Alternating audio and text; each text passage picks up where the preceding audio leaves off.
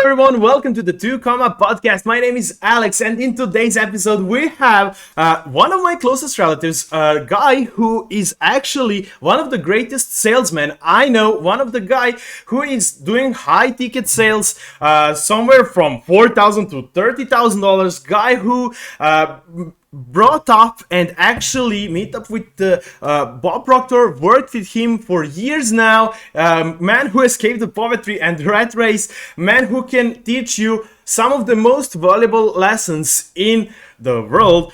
His name is Dušan. Dušan, welcome to the 2 Comma podcast. How are you doing today? I would like to start with you, and I would like to let you introduce yourself. And also, speaking of that, how did you even get into the sales? What is your starting story? Hey, well, first of all, thank you very much for having me here. It's a real great pleasure, and I'm super excited because I can share with your audience some of the, like you said, very, very valuable lessons. By the way, that I learned personally from Bob Proctor by working closely to him, shoulder to shoulder. So thank you very much again for having me here.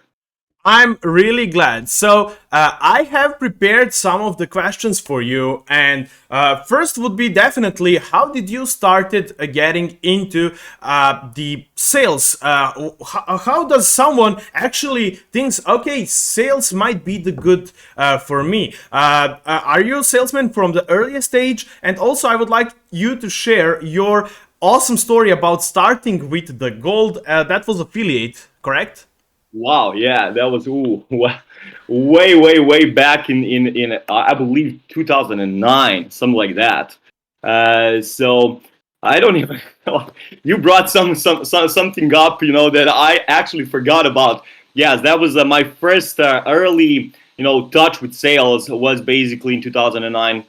It was a network marketing company when it comes to selling gold and silver and investing in gold and silver as well. Very honestly, at that time, I really didn't know what I was doing. The guy who enrolled me, he was actually experienced because he was working already with Bob Proctor, and that's one of my very good friends from Romania, TB Riașu. And that's how I basically started to learn about sales. But at that time, really, I didn't know much, so I needed to go very slowly, like a step-by-step process. Then basically I decided to do a big project of getting Bob Proctor for the first seminar in Europe. That's not correct. For the first seminar in Balkan area, because we never had him before. And I know a lot of people who wanted to organize that seminar, but not actually having the guts to do that because a lot of money was involved in creating such a seminar. And I made a decision with one of my business partners that we are actually going to do it. At that time, still, I didn't know much about sales. Okay. So we went, just jumped out of the cliff and really trusted that somehow we are going to land on our 2 feet. Okay. So we made a seminar. We made a seminar back in 2016. On November 5th, 2016, Bob was in Serbia, and we had like 2,000 people in the room. We basically needed to sell a lot of tickets ourselves because there was only 2 or 3 of us actually basically in the team. And how did it go? Come again? How did it go? How did it went? Have you managed to sell? The seminar was a big success, but the sales was very slow at the beginning. As a matter of fact, most of the tickets, I would say like maybe 1,200 tickets that we sold was sold in the past 3 months of preparing the seminar. We were preparing that seminar for 8 months, assuming that Bob Proctor is a big name, everybody knows him, and so on and so on. But when we went into the market and when we started to sell the tickets and everything else, then we was faced with a fact that not many people actually know who he is. So we needed to educate the market first when it comes to Bob Proctor, and then actually to sell them the tickets. So it was a very tough experience, but very valuable one. Like if I would organize a seminar today of that kind, I would definitely do it in a totally different way. But that's basically how you learn. Like you just start doing something and you learn in the process, right? Yeah. So that's basically like those were my first experiences with sales. But I would say that at that time I still didn't know much about it. I didn't have the structure when it comes to the sales cycle, sales process, and all that stuff, which is very important to be, a couple of steps ahead of your prospect when you're speaking with people. That's so important. That type of thing I learned when I entered Bob Proctor's company, and that's where I got the real training about selling. Little bit of a digression. I want to ask you something. Could you, as a salesman, sell anything? Is there like, how do you even approach what would you sell? And could you, as a salesman, sell anything? Well, that's a good question, and the answer is twofold. The answer is yes and no, and let me elaborate. When it comes to selling, there is a certain process to the sales cycle. Okay, so you have certain principles when it comes to sales. Okay, if you follow the rules, follow the principles, follow the system, you are going to be able to sell basically anything and how much you want. Okay, that's basically like what master salespeople are doing. That's basically what real professionals in the sales industry is doing. Okay, are doing. But when it comes to, yes, I could sell anything. In terms of the process, if you give me the product or the service that I need to sell, I can make the process work. I can make the sales cycle that is going to be working when it comes to selling that specific product or service. Okay, but personally, I can't sell anything. And the reason why I say that is because I don't believe in every single product. Okay, like personally, I can't sell something that I don't believe in, because that will be totally unethical from my perspective. So when it comes to sales, it's very important to sell something that you truly believe in, because if you don't believe in your product and service, you're going to be having a very hard time selling it, really. Yeah, I understand. That's why, yes, I can sell anything in terms of creating the sales process that is going to be working and making sales. But when it comes to me personally doing that, like for example, I would never be able to sell cigars, because I'm a non-smoker. I don't judge people who smoke, but I personally don't smoke, and I'm against, smoking basically. And it will be totally unethical for me to sell a pocket of cigars, right? A box of cigars to a person, because I don't believe in it. I don't believe in the benefit that I'm actually doing something good to that person that I'm actually selling that product to. Okay, totally, if that makes sense. Totally makes sense. Yeah, I agree. And a lot of actually people that are into the sales are speaking that way, and a lot of people are mentioning that they have to believe in the product. So I totally understand what you want to say. What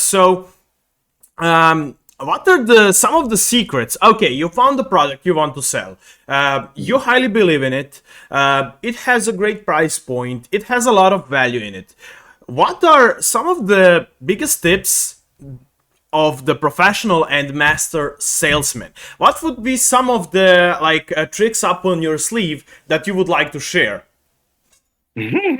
Okay, well, you have a really good questions there. Thank you.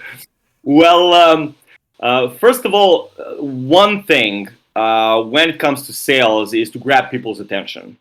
Okay, so let's say you do believe in the product, it's something that you absolutely love what you're doing and so on. So you need to grab people's attention. First of all, you need to understand that your product or service, no matter how good it is not going to be fit for everybody. Okay, and that's one of the greatest. Tip number one really is to stop believing that you can, take your product or service and sell to the whole world, because that's not true. Okay, there are people who are going to be a good fit for that. There are people who are actually not going to be good fit for that. Okay, and that's also unethical to use sales techniques, because that's really possible to manipulate people to buy something that they actually don't need. Okay. Yeah. So first one is qualifying the customer. Absolutely. Qualifying the prospect, really understanding their desires, their needs, because if they do want what you have, then it's okay to actually, show them how to get it, and show them to overcome their objections, to overcome their paradigms, their beliefs, why it's a good thing, why actually they don't need to buy that right now, when you do know that it's absolutely important for them to act right now and to actually start using your product or service, because it's going to improve their life. Okay. So that's really number one. The second thing is really to listen, and that's a skill. That's a skill that can be learned only through making sales calls. You can't learn that from book. You can go to any course, and I know very good courses, out there. I attended some of those courses as well. but nobody can teach actually you how to listen carefully. That's something that you need to learn through the experience, through actually making the sales calls, okay? Because, now understand this, we don't listen with our ears, we listen with our emotions. That's a very, very big difference. So you, as a prospect, can tell me one thing, but I can hear something different. I can listen to you, and I can sense that you actually that what you're telling me is not really true, and I actually pick something up totally different than what you're telling me, and I know where to hit you in order to overcome your objection and in order to help you to really open up and really be, the person who is going to use the product or the service properly. So listening is very important, really. Okay, so let's say you find the qualified customer. You mastered and how would I say, are putting to use some of your negotiation skills and listening skills as well. So what are the biggest objections of people nowadays? Maybe you can share it in some of your stories of previous sales, but what are the people most afraid of? Are they afraid of investing? Are they afraid of not getting the value if they invest? What are some of the things that they are scared the most? So, putting into perspective, you are the guy who actually was selling the courses of the Bob Proctor live coachings. You'll explain it better in your own words. Anyway, from $4,000 to $30,000. So, what are the biggest fears people on the other side of the computer that you're speaking with had in order to proceed and buy something? Well, I would say that first of all, you have a certain set of objections, really.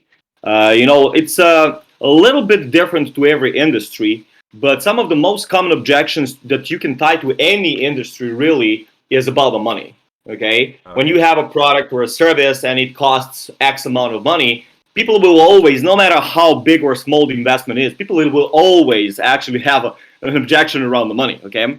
So that's number one. The second thing is, personally, when I was working, as a salesperson there in the Proctor Gallery Institute, very often they were bringing up the spouse, like the spouse objection. I need to talk to my wife, or I need to talk to my husband, okay? And that's really not, those objections most of the time. Some of the time, yeah, that they're valid. But most of the time, those objections are really like a way for them to convince you that it's not the right time right now because they don't feel comfortable investing right now, okay? So another big objection is time. Like, I don't have time right now. I have so many things going on in my life. I have this project and that project and that project. So yes, can you please give me a call in a month or two or half a year, So that's also another big objection. Do you think those are made up? Especially for the time? Absolutely, yeah. Well, when it comes to time, absolutely. Because especially when you really do have the product in the process of sales, in that sales cycle, you're really what you're really discovering is that product a good fit for the prospect that you're talking with, okay? And if they tell you that it's something that really resonates with them, that's something they really want, then you know that they are pretty much qualified for actually getting it and having it right now, okay? So whatever they are telling you at the end of the conversation, by the way, when it comes to sales, your sales is not starting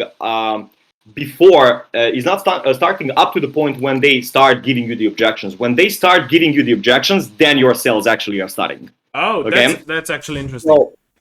So basically, up to that point, you're just leading them through the process to really qualify them, to explain what kind of product or service do you have, and so on and so on. But when the first objection hit you, then you're actually, start selling properly. So just for the audience, what type of courses were you selling with the Bob Proctor? What's the difference between the $4,000 course and the $30,000 course? Well, the $4,000 course is basically more like an entry course, okay? Because those are all self-development courses, correct? Yeah, they're all self-development courses. But understand this, and I'm gonna actually let me explain it in a little bit different way. I'm gonna tell you a little story here. Okay. That is going to illustrate that. I was in Toronto on one of our seminars. That seminar was 15,500. It's a matrix seminar. It's a very good seminar. Was actually Bob was doing it. I'm not really sure now because unfortunately he passed away. I'm not really sure if PGI is going to do that anymore. But when it comes to that seminar, it was a very good seminar. It was basically for business people. And we were out, we as salespeople, we were out at a break. And Bob was, going around. And I stopped Bob and, have a little talk with him, telling him about my good friend from Romania that he said hi and so on and so on. So we had a little chat about him. And at one moment, I asked Bob, because he was at a stage. And I pretty much know his material. And I pretty much know what he's going to say next, okay? So at one moment, I noticed that he stopped. And I asked him why he didn't tell a certain thing that I know he would usually do, okay? And he said, this is where you really need to listen to your audience. Because if I notice that I'm giving them the material or the ideas that they can't swallow at that time, I'm going to lose them. I'm going to confuse them.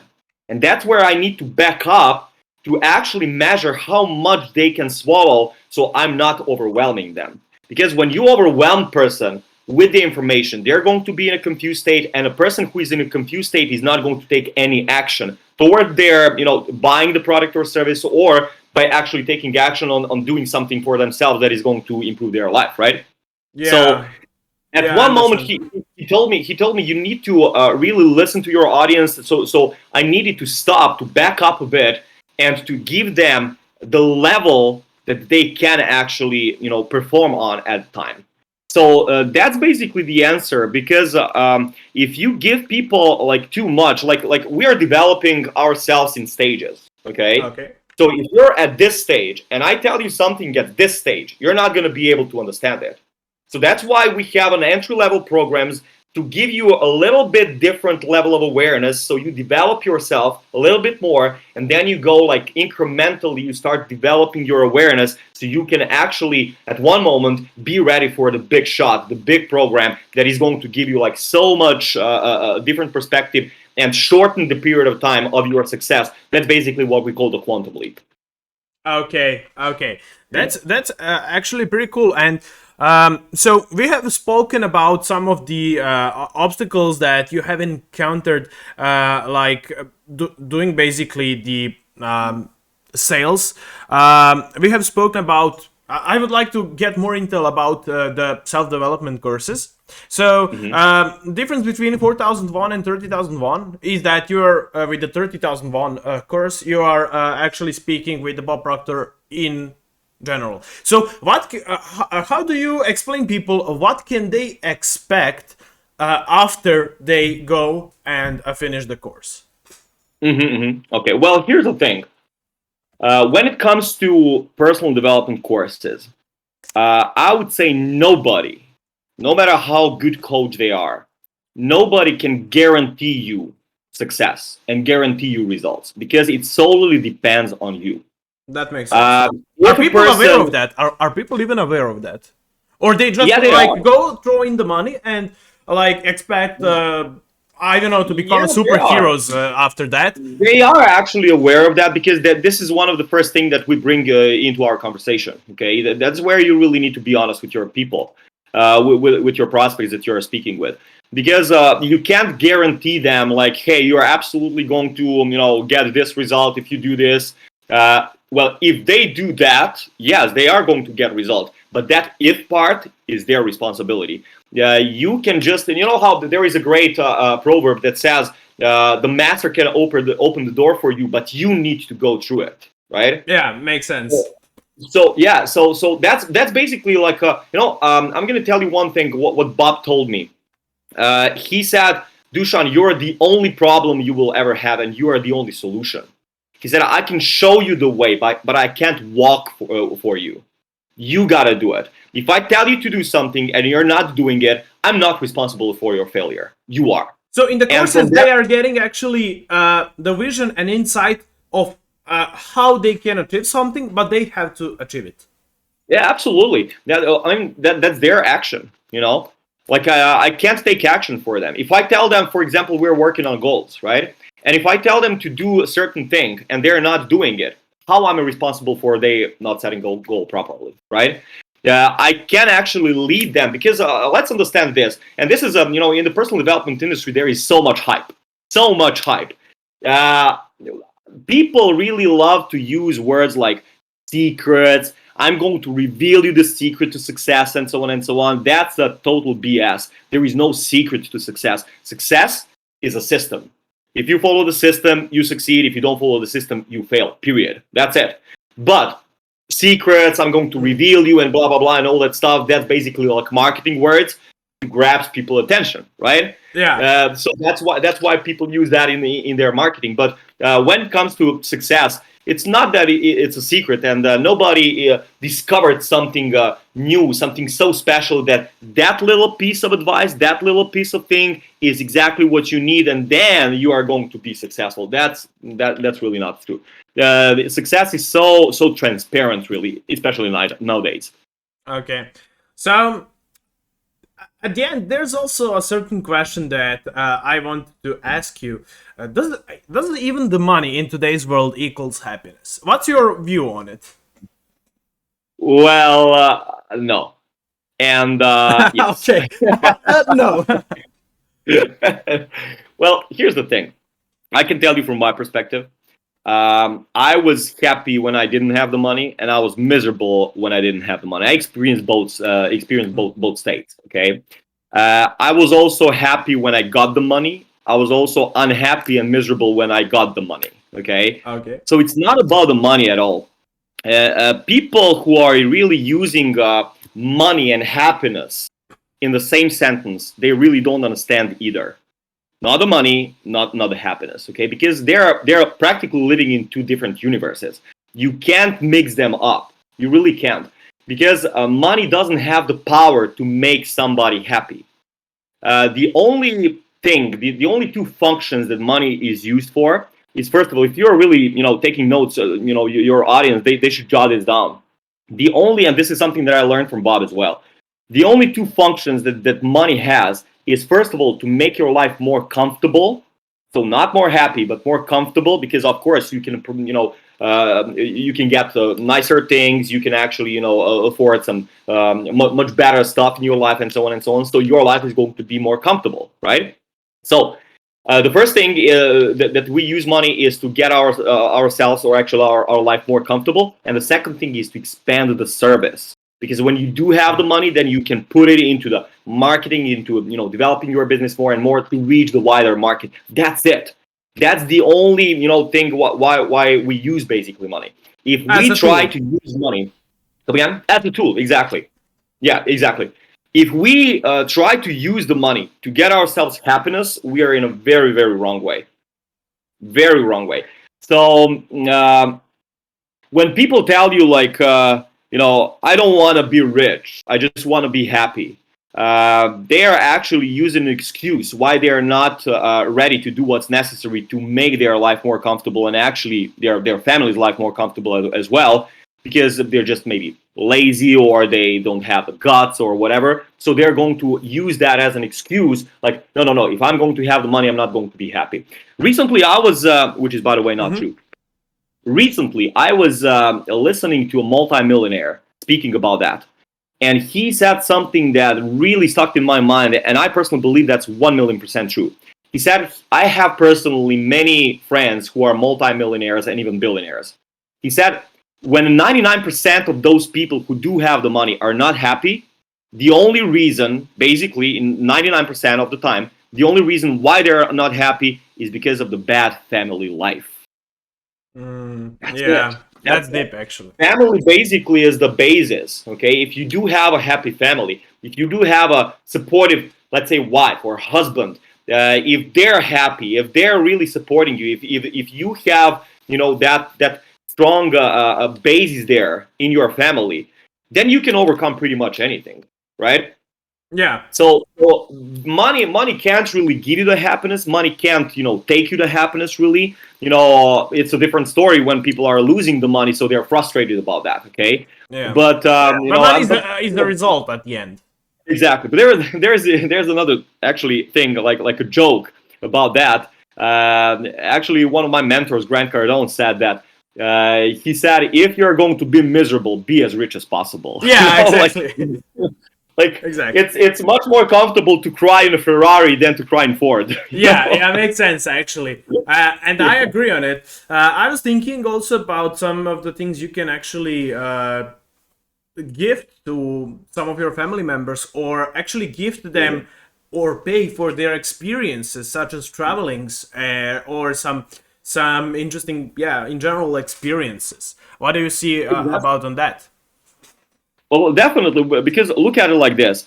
We impact people with who we are.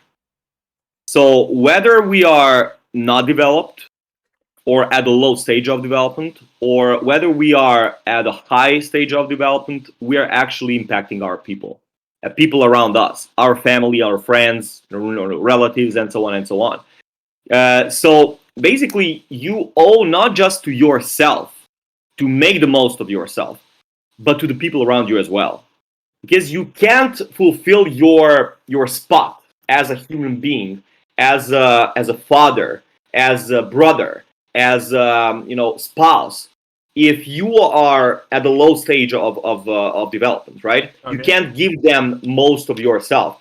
And basically, like when it comes to when it comes to personal development, we can grow unlimited. Okay, so it's our duty and it's our responsibility to make the most of ourselves so we can serve more to the people around us. Yeah, that makes sense. And also speaking about the courses, I have one story in particular that I have heard from you, and I would love you to share it. So, if I'm not mistaken, there was a girl, or actually a woman, who was actually doing a cleaning business, if I'm not mistaken. I'm not sure, in hotels or something like that, and she was actually attendee at the courses. Is that right? Do you know even what I'm talking about? Well, I know a girl who was actually working inside, but she wasn't in the cleaning business. If I'm actually recalling there was the story. A story from 0 to 100 for a woman that actually, I think, even borrowed the money to come to the courses, or something like that was the story. Not really sure. Like I had so many clients. Really. Yeah, I understand that. But I'm not really sure. Are there any stories you would like to share? That are absolutely. Right now I'm working with a person from South Africa. Okay. She is, when we started working together, she was in a very bad spot. Very bad spot, meaning that she has a girl, like a baby girl, a daughter. Her husband left her. She stopped working because they just stopped the program that she was working in. She was a TV personality in South Africa. And so she was left out of the job, no income, living on her mother's income. Okay, actually, pension, retirement. So she was in a very bad spot. And we were talking, and I told her that I can help her. And I told her, when it comes to the certain training program that we're going to take together, what she's going to experience, and so on and so on. But she needs to do exactly what I tell her to do. And she was so sick and tired of low results that she said, okay, I'm going to do whatever it takes. So she actually borrowed the money to come into the training. And of course, it's always uncomfortable. Like, I borrowed the money for my first training program with Bob, so I know how it is, right? Yeah. So she borrowed the money, and she was totally frightened. She didn't know what to expect. But I told her, if you just trust me on this, that I'm going to lead you step by step. If you do exactly what I tell you, you are going to get better.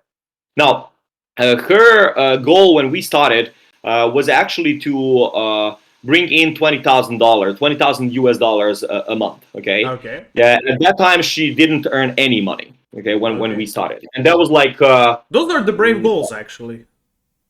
Yeah. And at that time, we started 5 months ago. And I told her exactly what to do. And I told her, because, one of the things in personal development is to speak about big goals. And we do need to have big goals, but we need to start small, right? Okay. We can't start big from the beginning. We need to actually go through the learning process. And I told her, I don't care what you are going to do right now. Just go out there and find any kind of job. Literally any kind of job, whether you're going to cleaning floors or selling in the bakery. I don't care. I want you to start working so you start feeling like a responsible human being again, feeling that you are bringing that bread to the table for your kid, because then you're going to get much more confidence. Hey, I can actually get back on track, right? Yeah. And she started doing that, and I told her, like, if you go there, that was basically like a part-time job, and like a seasonal job. So when the season is over, it's obvious then she's going to be out of job again, right? And I told her it doesn't matter. Just focus on what you're doing right now.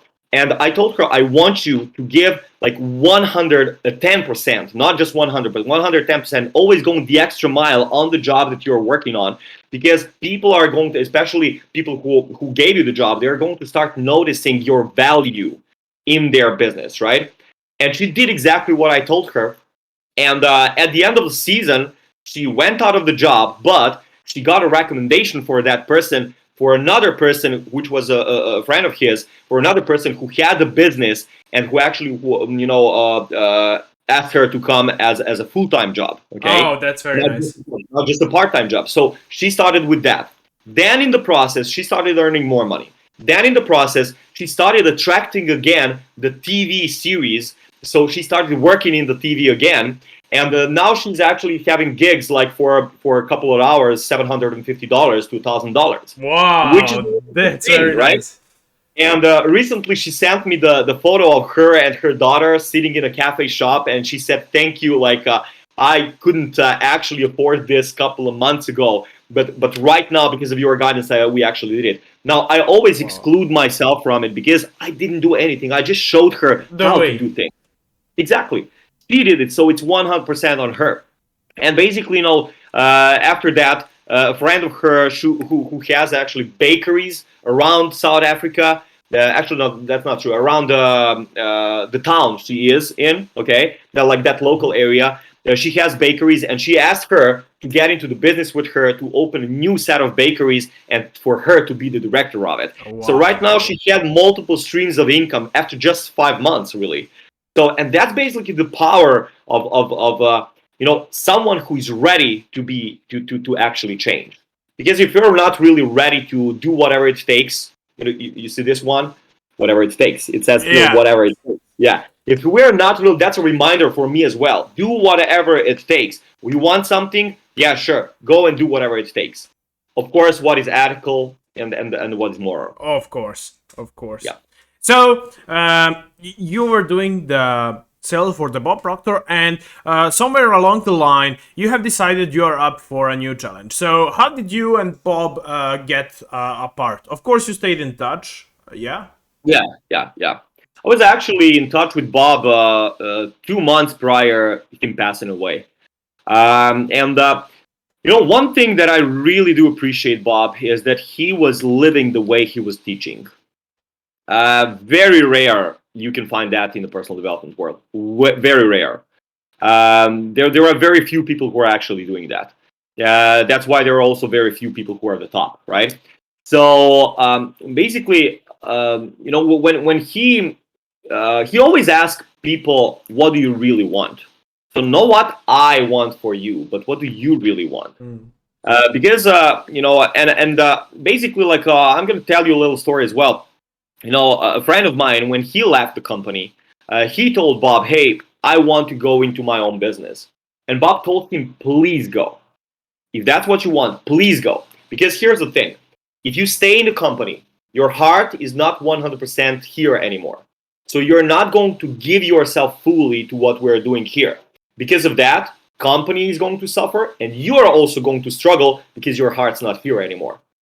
So it's a lose-lose situation versus win-win situation. It's a win-win if you are true to yourself, which is, by the way, one of the hardest things for people today, to be true to themselves. Because we have so much information, stuck in our mind and imprinted in our subconscious mind of what we should be doing, right?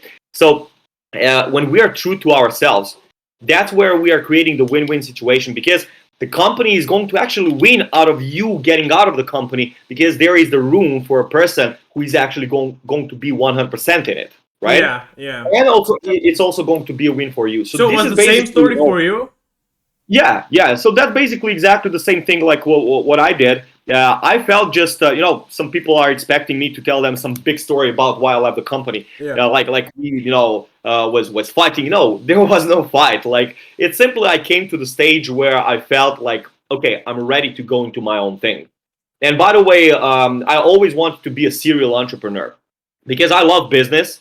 And not even a certain type of business, but the business itself, the game of the business. Yeah. So I want basically like multiple streams of income from the serial entrepreneurship, and this is exactly what I'm doing right now. Like, my main thing is still coaching because that's where I'm getting the money out of most of that, right?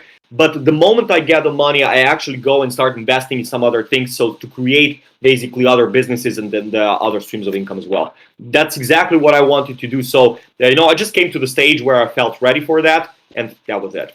No big story. Makes sense totally. Okay, so we have spoken about some lessons you learned from him, from the Bob. What are his most like? What was it that he was striving for? So we have spoken about why you have left the Bob Proctor. I would like now to ask your opinion. You can speak as much as you're comfortable of. I would like to ask your opinion about a certain not course sellers but business gurus. Okay. Let's say like that. So, what's your opinion? First off, what's your opinion about the Gary Vee? I love Gary Vee. Yeah. I love Gary Vee for one simple reason. He is true to himself and true to his audience. Like, he doesn't try to BS people. He's so direct. I first of all, I love direct people. If you don't think that I'm doing something in a good way, or if you think that I did wrong to somebody, I expect you to tell me, because that's the only way how I can improve it, right? Yeah. I love that directness, really. And Gary Vee is a direct guy. And that's one, like, I'm going to tell you also one thing. I don't agree with everything that Gary Vee is doing, or actually what he's saying. Like, for example, I don't agree with his political views, for example, okay? But when it comes to the business, when it comes to that, those life lessons that he went through, and he went through so many of them, he is very, very, he has a big heart and he's kind, which I really do appreciate about him. And he's really, really awesome in what he's doing. I personally love Gary Vee. I personally love, following his advices as well, because he is definitely, at a much higher level than where I am right now when it comes to entrepreneurship, right? So I have a lot to do. Yeah, I have a lot to learn, basically. And Gary Vee is the guy who I'm actually learning from, definitely. Okay. And as a matter of fact, I'm going to tell you one thing. If we're speaking about lessons that I learned from Bob, one big, huge, gigantic lesson about about Bob that I got from him is to never speak bad of people behind their back. Never.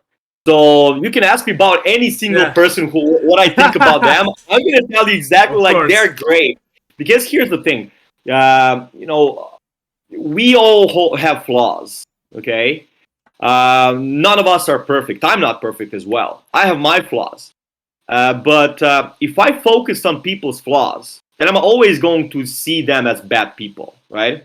But if I'm focusing on people, on great and good characteristics about people, because you can find in the most badass person, in the greatest, jerk in the world, basically, you can find one little thing that is good about him or her. Yeah. So instead of focusing on all the negative stuff, I'm going to focus on that little thing, that one little thing that is really, positive, and I'm going to focus on that because that's something that is going to bring my good emotions toward him. And because I have good emotions toward him, he's going to have a good relationship with me as well, because that's the same energy, okay? Yeah, of course, the thinking behind the back is, like, even first off, unprofessional. And second of all, it's really, with the person you're talking to, he's going to have a sense that maybe when you go and speak with someone else, you're going to talk bad about him as well. So there's like Exactly. literally no point. And also you're going from the person of like going from position of not being brave enough to tell someone something to his face. Exactly. Exactly. By the way, have you came across the Andrew Tate on the Instagram, TikTok? Not He's the really. I'm new. actually not on TikTok. Oh yeah, okay. So there are some things that you were actually speaking to me about. The two more guys that I wanted to ask you is your opinion about the Grant Cardone. What are some of the things that you really admire about him, and maybe some of the things that you would like to how would I say it as a positive critique? Uh-huh. Okay, sure. Well, like I said, I love direct people, and if we're talking about directness, Grant Cardone is definitely one. Like he's telling you straight to core, like he's gonna hit you hard, so he's gonna move you with that. Okay. Now I understand also that not all the people can actually stand that, and can do appreciate that because some people take it personally and so on and so on. I personally love that, so I love Grant Cardone for that as well. He has a lot of experience, especially in sales, in real estate as well, which is also one of the industries that I want to get in. So I learned from him so much. As a matter of fact, I'm actually in his accelerator program right now. So these guys are absolutely amazing. Like the whole company, what they are doing is really amazing. And Grant Cardone, especially because he's full of wisdom. He went through so many things in his life, and so he can basically tell you one little thing that is going to be an aha moment for you, and if you apply it, everything is going to change for you. Just exactly like what Bob Proctor was doing, right? Even though Bob Proctor was doing that in the area of mindset only, right? But he is the business person, so he is also working on strategies as well. So I love that. I really love that. One thing that if I need to find that little thing, if you're so stubborn about that, that little thing that I would definitely change when it comes to Grant Cardone is I would stop really mixing things up when it comes to spirituality. Okay. Because he can actually make some jokes about Jesus Christ, for example, which I don't really appreciate because I'm very spiritual guy. Okay. So that's fine. But I still love him. I still love what he is doing. That's his thing. Okay, and I understand that. I respect that. That's him. Yeah. There's also There's also like a big speaking of the thing that Tony Robbins actually that's a fun fact. Maybe you actually know it or not, but one day with Tony Robbins costs $1 million. What's your view on it? Well, I'm not really sure if it's one day. I know that it's one-on-one coaching with him is $1 million. Okay. I think that's two different things, right? Even when Bob was in Serbia, and we were speaking about some other speakers and so on, because one of my friends wanted to create after our seminar. He wanted to create in Italy, in Milan. He wanted to create a big seminar and to actually bring Bob and some other top speakers in the world. And Bob actually mentioned this guy. He actually showed Tony Robbins. He said this guy's charging a lot, man. And then it was like, yeah, he's charging a lot. Well, here's the thing.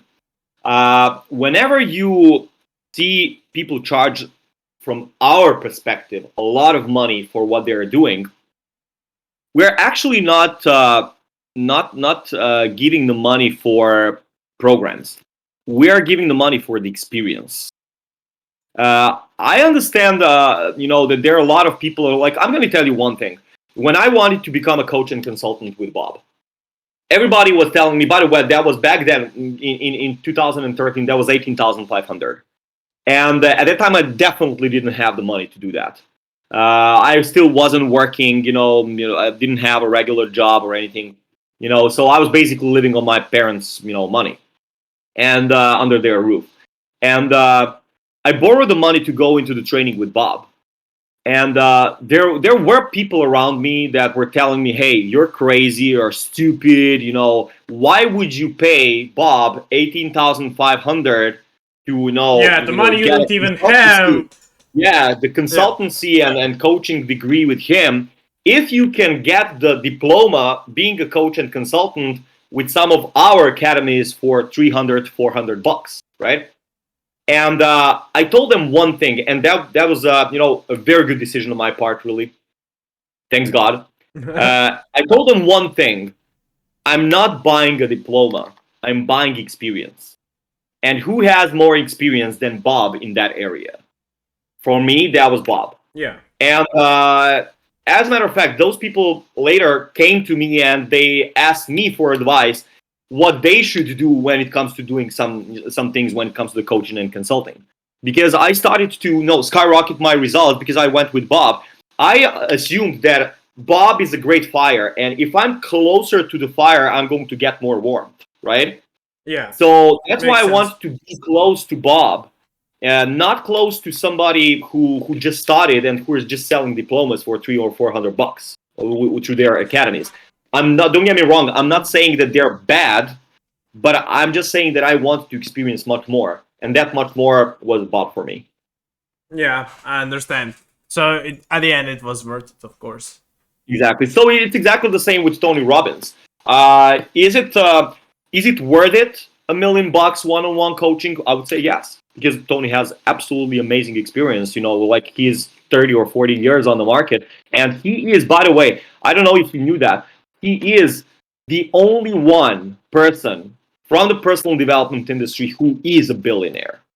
Wow, I didn't know He that. is a billionaire. As a matter of fact, he didn't do that only through coaching and consulting, only through personal development industry. He's also a serial entrepreneur. He has 20 or something, some companies, right, in different industries.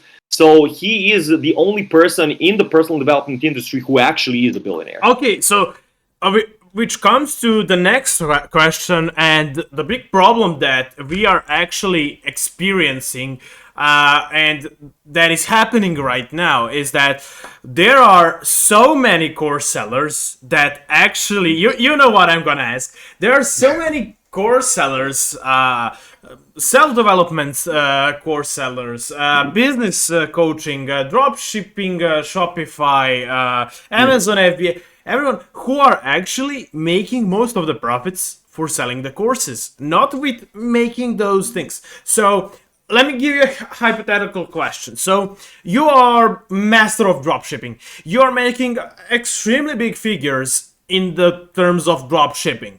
You're earning so much you don't even know where the money goes, and so on. So you are deciding to make a program that you're going to actually set a price of $200 or $300 or $1,000.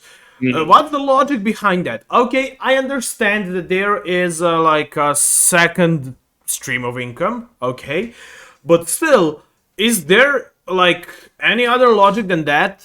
That someone is going to, who is extremely successful, going to make a course on it and actually share all his knowledge from that. Is that to save the time from your point of view, from the people who want to get into the industry and learn? Or is the reason more sinister than ever? And how do you see on the people who are actually making all of their profits from selling the courses? From someone who was selling the courses. I would like to hear your opinion about it. Sure. So if I understand the question, are you asking me basically okay, a person is already highly successful, they are already making a lot of money, why would they charge for the course? Is that That's the first question. A second question is, why are so many people actually making big bucks only from selling the courses and not actually doing any type of business? So totally different from the Tony Robbins, who is already made up with some companies and is winning in life. Okay, sure. Well, first of all, I can give you the answer to the first question from the perspective of what PGI is doing, the Procter Gallagher Institute. Okay. Because Bob is one of the most generous person I ever had a pleasure to really meet and work with. He personally was very attached to the project that is called the Unstoppable Foundation, who is, by the way, building schools in Africa for African kids who don't have even the food, the clean water, and the education. So they're actually putting a lot of money of what they're making into Africa to educate kids, to give them the food, to give them the clean water, but also to educate them, because it's one thing, it's like a Chinese proverb: if you have a friend who is hungry, give him the fish, but if you really love him, teach him how to fish, right? Yeah. So this is exactly the same thing. Like, a lot of money that PGI, Proctor Gallagher Institute, is making is going to Africa to actually help kids. And all of our courses, no matter what price of the course is, they are getting for free. They're actually they're just all the material we're giving them for free. Okay, as a Proctor Gallagher Institute, actually they are giving. I'm not in the company anymore, but so that's one perspective. So the more money, like, Bob didn't need the money for him, for himself to live on very good scale, with a very good lifestyle. He didn't even need the money anymore, really. So we had some small technical issues. Let's continue on the Bob Proctor and the course selling stuff that you were speaking. Yeah. So like I said, Bob himself, he didn't need the money really, but he wanted to help and build schools in Africa, and give people the food and the clean water and everything else, especially to the kids. So that's why he needed to keep making money. So the more money he can make, the more he can actually go send to South Africa to help those kids. So that's one perspective of why people actually, even though they're super successful, they're already making a huge amount of money, why they keep doing that, right? Now, I can't speak in the name of every single person who is doing that. I can speak from the perspective of what I experienced, and that's why I believe, really, that it's quite not just okay, but it's your duty as well to keep making the money, so you can, the more money you make, the more you can actually give away, the more actually you can help other people with it as well, right? Actually, might even buy the happiness at the end. Especially no, look, for the person who is giving, absolutely, that definitely, because I can tell you one thing. Like, for example, when people come to my courses, they pay me the money, right? Okay, I love receiving the money, like every single person, because this is an economic planet. We need to pay for foods and for everything else, right? So I love receiving the money as well, right? But when the person tells me that they accomplished X result, that's something that actually makes me happy, and there's no money that can pay for that. For that feeling that I actually helped that person to achieve what they wanted to achieve. So no money can really buy it, So it's a very good point on really, making yourself happy by actually helping other people as well. What would be some of we spoke about the tips, but what would you say to the people who are just started getting into the sales? How do they even decide which industry they want to go in? Should they work on the percentage or the fixed salary? Should they go into the maybe car industry and make the car flipping business, or actually going into maybe high tickets selling, where those are the courses, meetings and stuff like that, booking the concerts or something like that? What would be your advice for people in general? First off, fixed payment versus the percentage, and also the industry you would advise them going on. Well, first of all, that really depends on what stage the person himself is in. Because if you are in the stage of your life where you don't have anything to eat, and you don't know how you are going to pay for your basic necessities tomorrow, then don't really look at the industry where you have the ability to earn a lot of money, or something that you're going to love. Just going to do anything really, to put the food on the table, right? But if you're at the position where you do have your basic necessities covered, but because by the way, here's the thing: when you don't have your basic necessities covered, you can't pursue your dreams. It's super hard. I'm not going to say you can, but it's super hard. Okay, but when you have the basic needs covered, then you can think about your big dreams and so on and so on. So I would say, depending on where you are in your life, well, your life stage, right? If you're at the stage where you don't have anything to eat, just go and do anything to earn the money so you can actually live on it, right? But if you're at a stage where your basic necessities are pretty much covered, okay, then I would always personally go for a sales that is a commission-based sales, because you have no cap there on how much money you can earn there. Okay, when it comes to the salary, you are actually limited. Yeah, and you're actually limited by the market, because market is actually deciding on how much you're going to be paid for that type of job that you are doing. Yeah. Okay. But when you are a commission-based salesperson, then you have no cap. You can earn a limited amount of money. I will always go for commissions instead of going for the fixed salary. Definitely.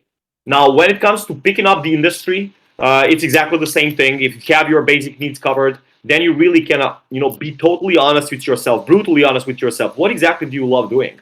Because if you don't really love doing something, you are going to have a harder time to really be great at it. You can definitely. One of the guys who actually proved that was Grant Cardone, because when he entered the car industry, the dealership, right, and selling cars, he absolutely hated it. But he committed himself to that industry so he can learn as much as he can about sales, so he can become more valuable to the market, right? Okay. So maybe starting into something that you maybe not even like the most, but you can get the good experience from. Is that what you? Yeah, absolutely. Well, look, always look for the experience. If you're starting, one thing that I learned really from some of, I wouldn't say my mentors, but some of the people that I'm learning from. If you start your business with a calculator in your hand, you're going to fail, because you are doing it only solely for the money, right? But if you're doing it because you love it, because your heart's in it, because you actually, love the idea of serving people through that certain industry, or, whatever you're doing with your business, then you're on the right track. Then you have no cap on how much you can earn. And one of my greatest business people of the 21st century is Sir Richard Branson. And he said, I would rather earn $100,000 a year in the business that I love than to earn $1 billion a year with doing something that I actually absolutely hate. Because it's not about the money, really. As a matter of fact, Bob has a book that's called "It's Not About the Money." You should definitely read it. Oh, that's very nice. Yeah, that's very nice. So one more thing that I wanted to ask you is, what are your views on the future? What are you planning to do in the future? You have left the Bob Proctor's company. You are starting something your own. Yeah. Actually, I'm still in the industry of personal development. I'm still doing the coaching and consulting. I'm more focusing on companies right now than on individuals. I still do, work with individuals as well, but my main focus is the companies, really. How can people get in touch with you? Come again? What's the best way that people can get in touch with you? It's through my Calendly. They can actually, if you can share my link to Calendly. So, yeah, you can share the link to my Calendly, or you can. The best way also is through Instagram. Facebook not so much, because I do have no posts on Facebook, but that's not my main thing, really. Because mostly I'm actually doing like both Serbian and in English as well there. Instagram is more for me, really. Okay. So Instagram is the best way actually to stay in touch with me. Okay, so guys, the link will be down in the description. Yeah, and you can also share the link to the Calendly if someone wants to actually schedule the date for the call, where we are going to discuss some of their goals, some of their desires, to see like what if they are stuck, how to unstuck them, what kind of challenges do they have, what's their next step when it comes to going further with their life, with their business, whatever actually they want to accomplish there. Yeah. Okay.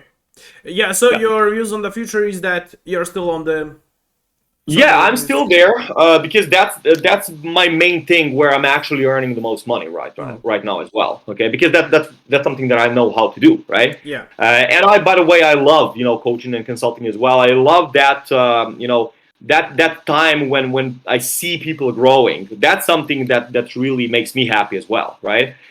So I'm still in that industry, and I'm pretty much going to stay in that industry as well. But all the money that I'm actually earning there, I try to invest in different types of industries. Now, here's the thing. I don't invest in more than one industry at a time. Because I personally think that focus is very important. If you are, just going and investing in different industries at the same time, you're splitting your energy, splitting your attention and focus. So none of them are really going to work in a great way, right? So right now, I didn't even tell you that. I do have an idea when it comes to the food industry that I'm entering right now. I already, found the girl who is the woman who is actually going to, give me the machines and everything else that I need in order to, make a certain thing that I have in mind. So that's one of my things.